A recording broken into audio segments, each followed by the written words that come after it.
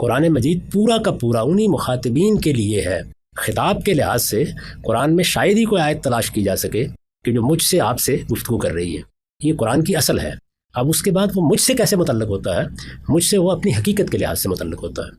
اس کو ہمارے علم میں معنی، حقیقت اور بعد میں جب فقہ کے قانون بن گئی تو علت سے تعبیر کیا جاتا ہے۔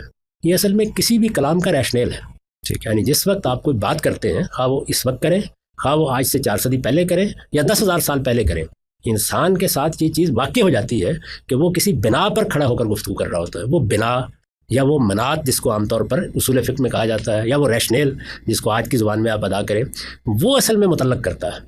اگر وہ ریشنیل یا وہ علت یا وہ بنا یا وہ حقیقت یا وہ معنی ایسے ہیں کہ اس کے اجزاء بتمام و کمال مجھ سے متعلق ہو رہے ہیں تو حکم بتمام و کمال مجھ سے متعلق ہو جائے گا، یا اسی طرح ہدایت بتمام و کمال مجھ سے متعلق ہو جائے گی۔ اگر وہ جزواً مجھ سے متعلق ہے، یعنی حقیقت جزواً متعلق ہے، تو جزواً متعلق ہو جائے گا، اور اگر وہ جزو کل ہر اعتبار سے وہیں رہ گیا ہے تو وہیں رہ جائے گا۔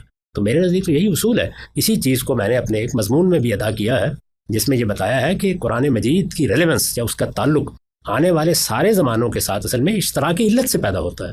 یہ اس طرح نہیں ہے کہ قرآن میں کچھ احکام وہ ہیں جن کو میری طرف رخ کر کے بیان کر دیا گیا ہے، اور کچھ وہ ہیں کہ جن کو صحابہ کی طرف، وہ سب کے سب انہی کی طرف رخ کر کے بیان کیے گئے ہیں۔ وہی اولین مخاطبین ہیں، انہی کے سامنے وہ بات رکھی گئی ہے۔ اب مجھے یہ طے کرنا ہوتا ہے کہ اس میں معنی کیا ہے، حقیقت کیا ہے۔ مثلا عبادات کے بارے میں دیکھیے کہ ان کو عبادت کا حکم دیا جا رہا ہے، تو میں ان آیات پر جب غور کرتا ہوں تو مجھ پر یہ بات واضح ہوتی ہے کہ یہ عبد و معبود کا تعلق ہے جس کے اظہار کے علامتی پیرائے اختیار کیے جا رہے ہیں۔